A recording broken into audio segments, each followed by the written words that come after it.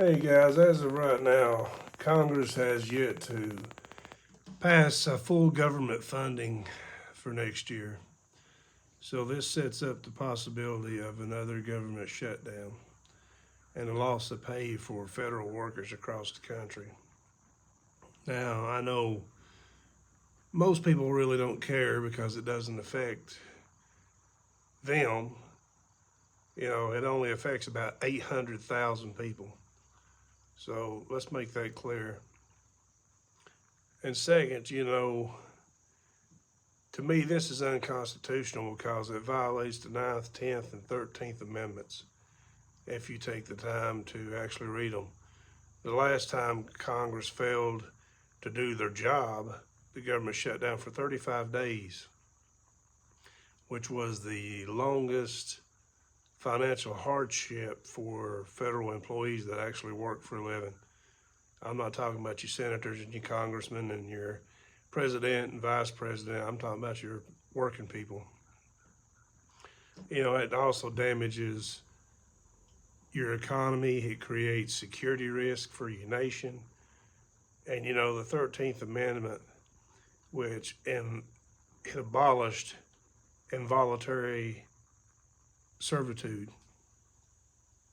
And if you look it up, it talks about the involuntary servitude, more or less slavery, through the benefit of another through coercion.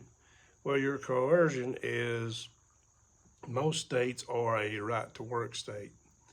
And, what that comes down to is you're being harassed, you're being demoted, you face the possibility of being fired. So to me, it's coercion. In the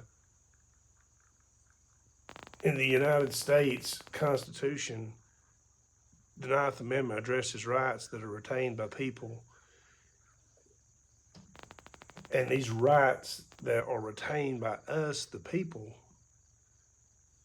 were introduced into a draft of the Bill of Rights because of certain rights that were not listed in the Bill of Rights. They didn't exist. You have your natural rights, your civil rights, you have your constitutional rights. When some American founders became concerned that future generations might argue over the rights that were left out of the Bill of Rights, that's where your 9th Amendment comes in at. And, you really need to read it and you really need to think about it. So here's the thing about it. The government's making money off of these government shutdowns. And here's how they're doing it. They tell these government employees you will receive pay. But what they do is when they shut down and you get paid, they pay you in one lump sum, which means they take more taxes. Okay, now, just as an example, you take 800,000 employees and say they take $200, $200 times 800,000 employees, you're looking at $160 million in one paycheck that the government's made. $160 million in one paycheck. 160 million times 2 paychecks, because that's what they lost last time, was 2.5 paychecks. That's over $325 million. So where is that money going? Where did that money go to? It went back to the government, so what did the government do with over $325 million? The government is using its own people as political pawns to make money. And that's why you've had so many government shutdowns. So where's this money going to?